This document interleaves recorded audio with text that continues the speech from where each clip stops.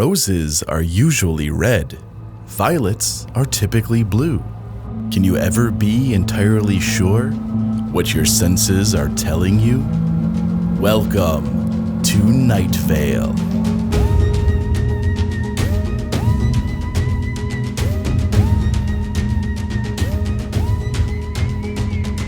Hello, listeners.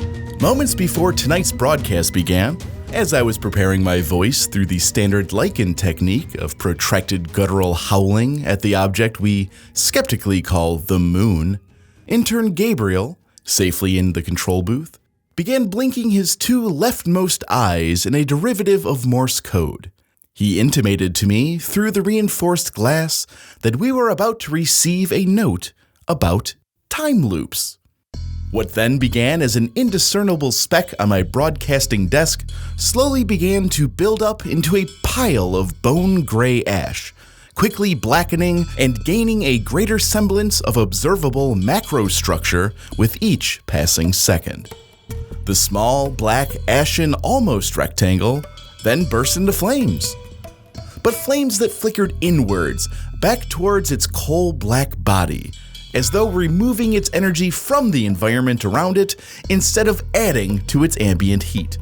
Through the smoke pouring back into the flame, I could see the white edges of paper. A paper with black, almost blood-red, scrawling writing on the surface of it. And just as soon as they began, listeners, the flames extinguished themselves, leaving behind, adorned with the sigil of the city council, a carelessly folded letter, as Gabriel had always known, on this subject of time loops. An important subject to be sure, listeners, but first, we have this. You wake up. You are in your bed, in your pajamas, in your house, on your street, in your town. Everything is exactly as it was when you went to sleep some hours ago. The only difference now is a thought that you discovered in your head as you awoke. Not even a full thought at that, really, it's just a name. A name you've never heard of before, and yet it has a familiarity to it that dances on the border between déjà vu, misremembered dream, and a falsely cataloged memory. Was it a friend from grade school with whom you haven't spoken in several years? Or is it the name of a tertiary character from that novel you read last spring? A foreign politician recently embroiled in an election scandal? Or a one-night stand's moniker recalled far too late to make the morning after any less awkward? You decide to perform an internet search on your smartphone. You enter the name. The search engine's processing wheel spins and spins, and it finally spits back its results onto your screen, only for you to see yourself. It's you. Several pictures of you. Pictures of you in places you have never visited. Interacting with people you have never met before. Performing acts you have no memory of committing. Beneath these startling and confusing images in the accursed search results are links to references in social media, blog posts, wanted posters, and death threats from a vague yet menacing government agency. You know, all the normal things one would see when giving themselves a rigorous Googling, but all attributed to this other name, and having nothing to do with the now untrusted memories of your own past life before waking up in a start just moments ago. Had some fluctuation in chemicals in your brain as you slept somehow caused your life as this other person to have been wiped away like a stain upon your memories? Replaced by someone else? Could it be, as some philosophers had once mused in your increasingly doubtful memory, that the entirety of reality has just now sprung into existence at the moment you woke up, and by some terrible twist of fate, the memories installed into your being by some unknowable agent had been wrong? Perhaps the memories of a version of yourself from somewhere else in the multiverse. A version from the previous reality? From the next? Which you are you? The one you know yourself to be, or this other with your face and a name that you can't get out of your head? a name that keeps repeating over and over in your mind until it becomes your only thought. A compulsive moment that collapses into a single point, which is the entirety of your existence. The name of this other has become your everything. And then you awake and realize that it was all a dream. All of it. The entirety of reality was just a dream. And you woke up. This has been Traffic. Oh, thank you, Gabe.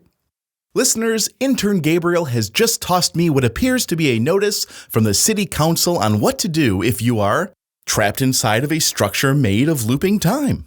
Fun! I'll read that important public service announcement in just a moment. But first, let's take a look at the community calendar.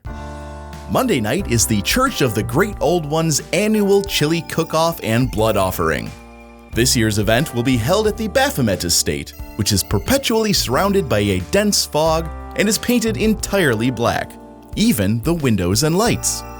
Church leader, the most reviled beast Dylan Entworth, said that he knows this is sort of a last-minute announcement since the chili cook-off and blood offering was originally scheduled for last month, but one of the elder gods, Sheb-Teth, the devourer of souls, had to reschedule his return to corporeal form due to a conflict that just could not be avoided. Sheb-Teth, the devourer of souls, has been described as an eyeless, alien humanoid entity massively overgrown with strange flesh and machinery, and apparently lacking in any respect for the temporal planning of lesser beings.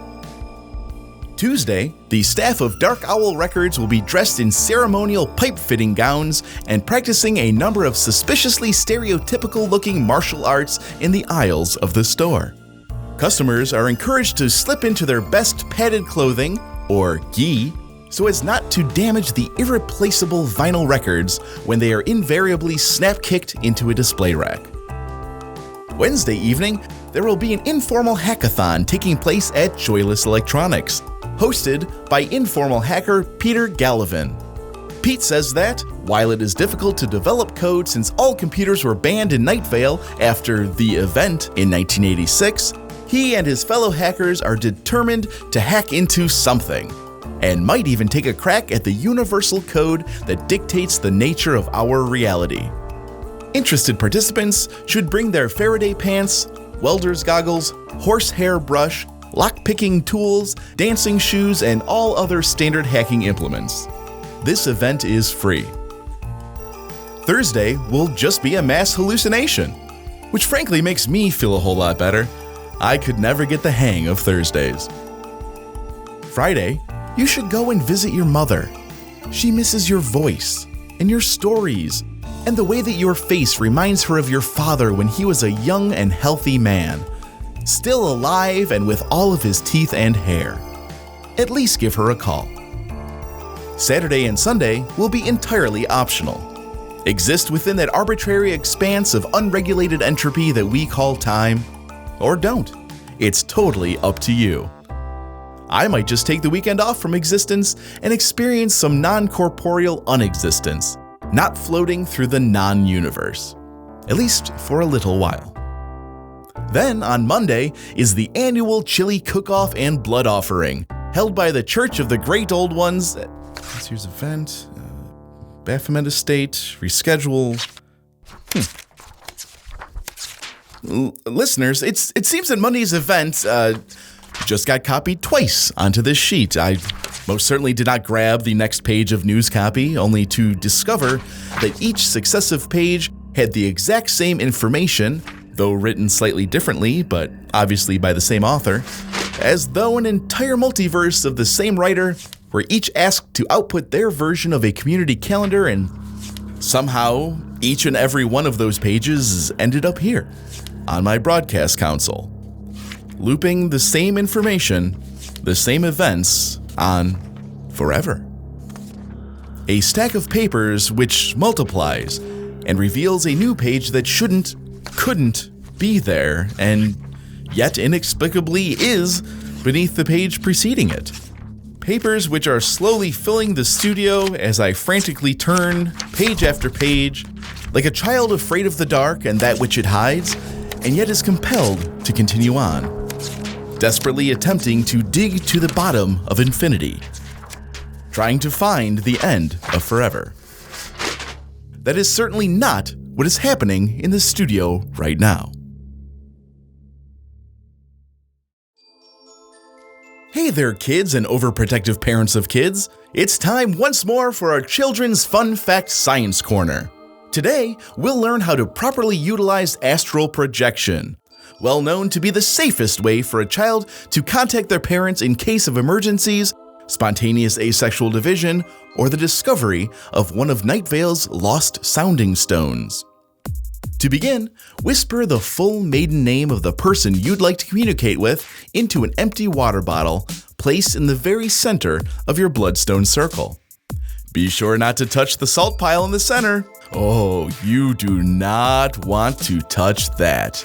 If you enjoy living with skin covering your body, that is.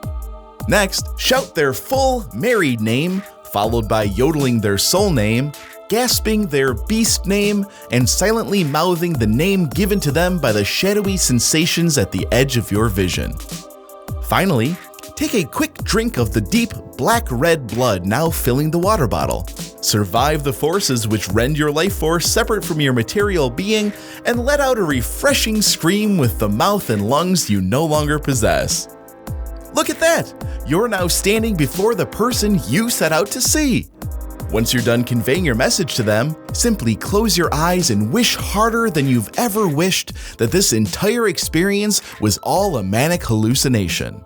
That your life force is still safely trapped inside of its flesh prison. Safe in your home. Safe from a world that would just impassively see you dead as not. Now, open your eyes. See? Back in your body. Well, at least a body. It's yours now. Might as well start calling it yours. Good job. This has been the Children's Fun Fact Science Corner. During that last segment, intern Gabriel, who had just finished cleaning up last week's coffee mite infestation, brought me a public policy advisory about time loops, which had just arrived from the City Council. However, station management, in direct violation of at least 4 city and 2 temporal municipal codes, has insisted that we take a moment instead for a message from one of our sponsors. Have you ever taken a moment to attempt to contemplate a particularly large number? Like really try to get a feel for how much that number really represents and quantifies? I mean, it's one thing to think of a smaller number, like 7, and be able to picture 7 items. 7 is a number that we've all had someone in our lives point and say, there, that is 7 things. Now, try multiplying 7 by a billion with a B. 7 billion is a huge number. Try to picture in your head 7 billion, let's go with humans. 7 billion hypothetical humans is a lot to try and comprehend. No one has ever pointed at something and told you there, that is what 7 billion of something looks like. So how could anyone possibly expect you to be able to fully rationalize or understand a concept so impossibly beyond your intrinsic numerical understanding? And now, let's say that just one of those 7 billion existing solely within the now cumbersome confines of your imagination was removed. Would you be able to tell the difference? Would any of the remaining 6,999,999,999 be able to tell? Would they care? Can any one of those 7 billion hypotheticals ever really stand out and become a true singularity from all the others?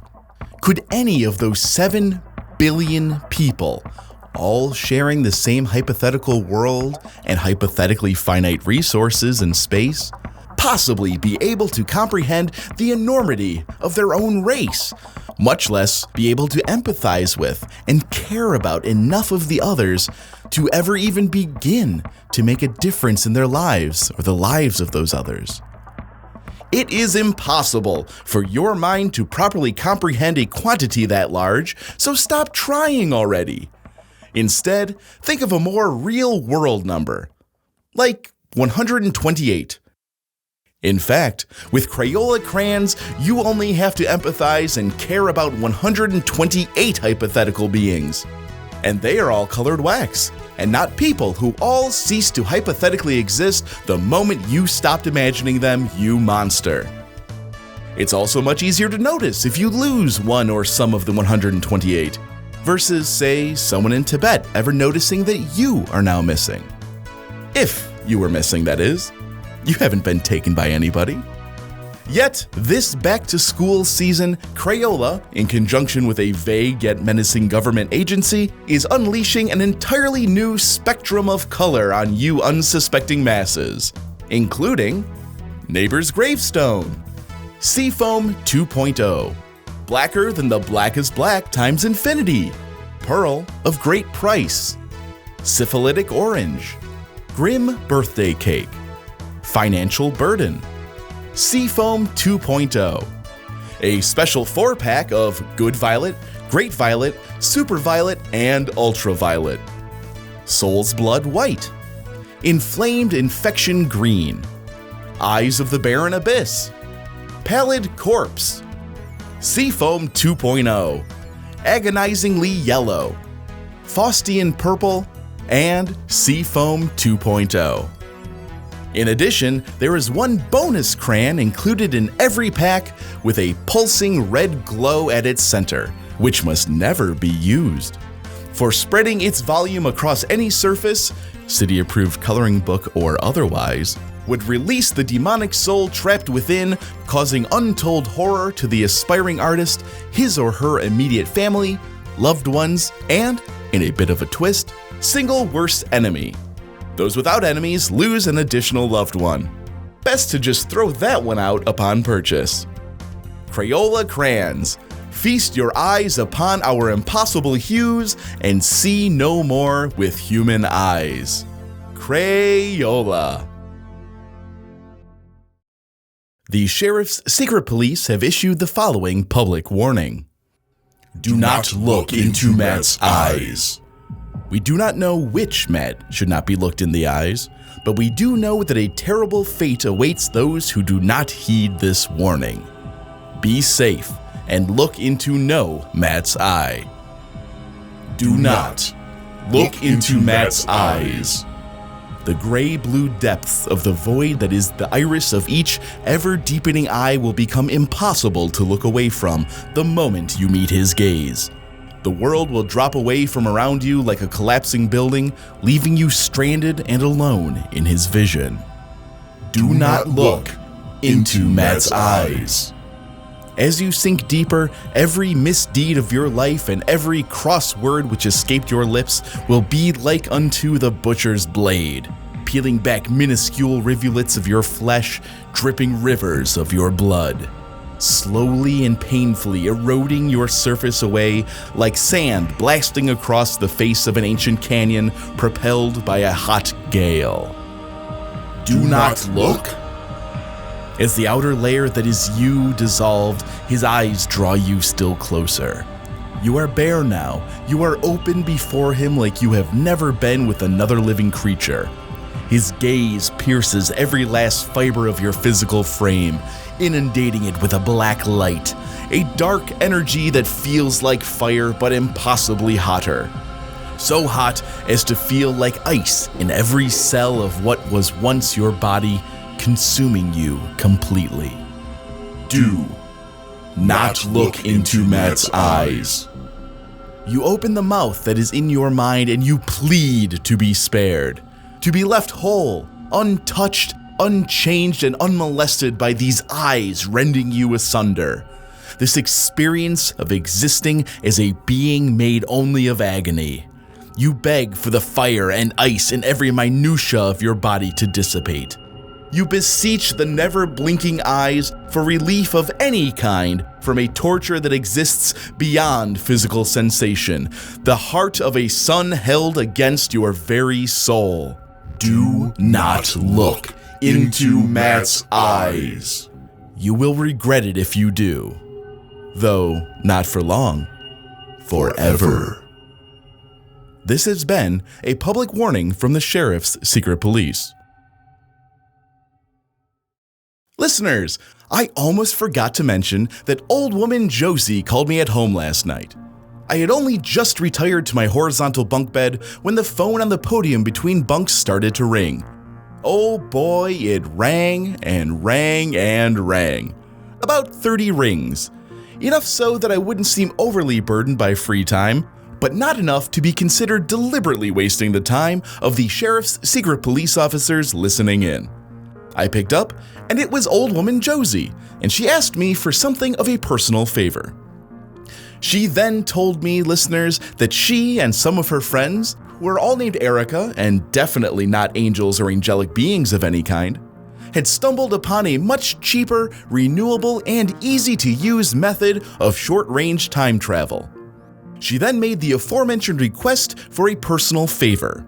She asked me to broadcast the time travel method during this very show, or else, she said, grave and dangerous consequences would befall all of Night Vale. Or that, like, one or two of us would be gently inconvenienced. I can't really remember. As I said, she did call me pretty late into the night. Anyway, here's what she asked me to tell whomever it is that needs to know. She says to begin the process like normal, by bringing a large quantity of water to a curious boil. Next, lay down the plastic sheeting. Remember to use painter's tape to keep the edges down. Duct and other tapes can damage the paint, stain, and ichor splatter of your home. Next, begin to plan the ritualistic murders needed to gather the blood, viscera, and here's where we differ from usual, teeth needed. Bladed weapons, of course, are preferred, but don't be afraid to get more modern and less traditional and wield your flamethrowers or laser-based weaponry if you like. It's your time jump. After your stretches and warm-ups, begin to stalk your first prey and... Listeners, did you hear that? It sounded like a bicycle crashing into a Yeti, but much higher up. Like two giant lizards shot out of cannons but accidentally aimed at one another, colliding in mid-flight. Like the clouds and the empire of the birds finally giving in to long-standing tribal mistrust, breaking their ancient blood treaty and beginning their long-awaited sky war. In fact, it sounds like the weather. I got a stick. Ooh, I got a stick.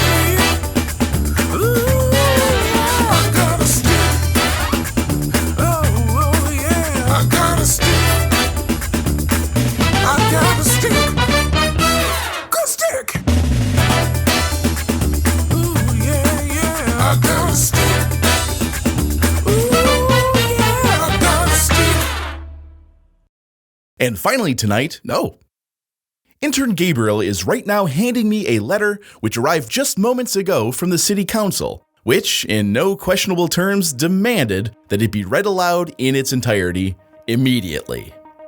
The letter, in faint blue pencil and written on the back of a draft-quality dissertation on the migration patterns of non-migratory pheasants, the Council's new PR specialist, Helen Sanders, has written, Citizens and secret hidden citizens of Night Vale.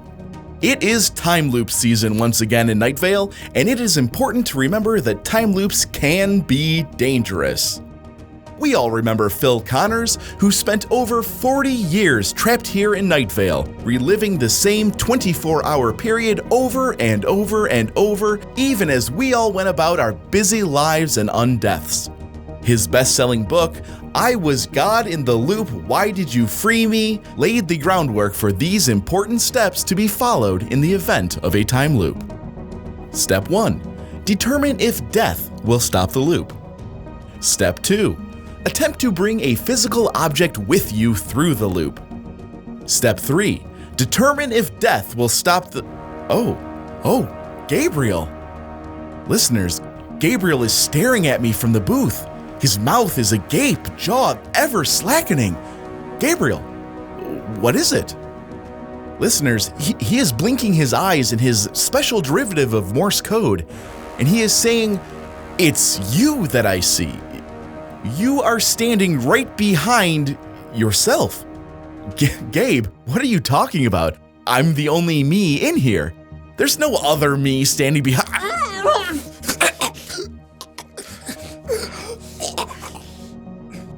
Sorry about that, and for any confusion, listeners, rest assured that I am safe and sound in my studio once again. That commotion you heard was nothing, merely the passing of time. Per the alert issued by the City Council a few days ago, just now, I have succeeded in ending the time loop that I had, or rather will have had found myself in a day or so from now. Is that right? Correctly conjugating verbs in conjunction with time travel was never my strongest suit. In any case, I certainly hope I got things right this time. I really hope I don't have to... Well, anyway, it's good to be back with you all. And with that, I hope you are all safe from any temporal anomalies and would like to wish you all a good night, Night Vale. Good night.